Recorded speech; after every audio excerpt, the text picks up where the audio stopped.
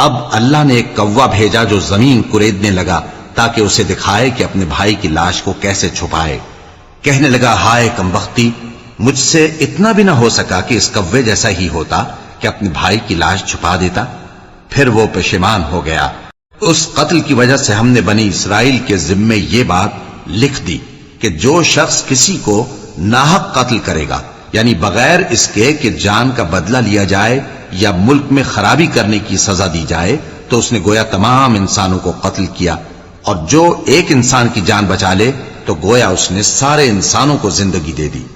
اور ان لوگوں کے پاس ہمارے پیغمبر روشن دلیلیں لا چکے، پھر اس کے بعد بھی ان میں بہت سے لوگ ملک میں زیادتیاں کرنے والے ہیں۔ جو لوگ اللہ اور اس کے رسول سے لڑائی کریں اور ملک میں فساد کرنے کو دوڑتے پھریں، ان کی یہی سزا ہے کہ بری طرح قتل کر دیے جائیں یا سولی چڑھا دیے جائیں، یا ان کے ایک ایک طرف کے ہاتھ اور ایک ایک طرف کے پاؤں کاٹ دیے جائیں، یا ملک سے غائب کر دیے جائیں۔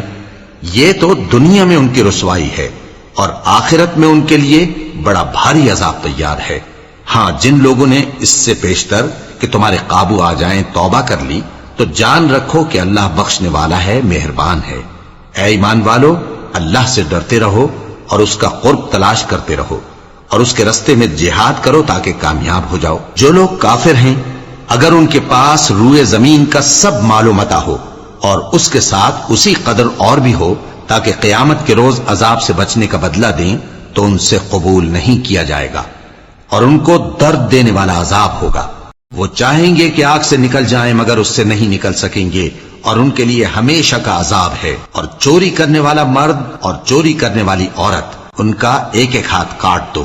یہ ان کے کرتوتوں کی سزا اور اللہ کی طرف سے عبرت کے طور پر ہے، اور اللہ زبردست ہے، صاحب حکمت ہے۔ پھر جو شخص گناہ کے بعد توبہ کر لے اور نیکوکار ہو جائے تو اللہ اس کو معاف کر دے گا۔ کچھ شک نہیں کہ اللہ بڑا بخشنے والا ہے، بڑا مہربان ہے۔ کیا تم کو معلوم نہیں کہ آسمانوں اور زمین میں اللہ ہی کی سلطنت ہے، جس کو چاہے عذاب کرے اور جسے چاہے بخش دے، اور اللہ ہر چیز پر پوری طرح قادر۔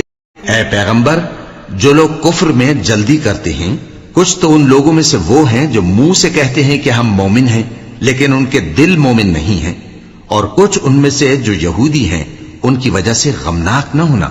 یہ لوگ جھوٹی باتیں بنانے کے لیے جاسوسی کرتے پھرتے ہیں، اور ان دوسرے لوگوں کے لیے جاسوس بنے ہیں جو ابھی تمہارے پاس نہیں آئے۔ باتوں کو ان کے مقامات میں ثابت ہونے کے بعد دور لے جاتے ہیں، لوگوں سے کہتے ہیں کہ اگر تم کو یہی حکم ملے تو اسے قبول کر لینا، اور اگر یہ نہ ملے تو اس سے بچنا، اور جس کو اللہ گمراہ کرنا چاہے تو اس کے لیے تم اللہ کی طرف سے ہدایت کا کچھ بھی اختیار نہیں رکھتے۔ یہ وہ لوگ ہیں جن کے دلوں کو اللہ نے پاک کرنا نہیں چاہا، ان کے لیے دنیا میں ذلت ہے اور آخرت میں بڑا عذاب ہے۔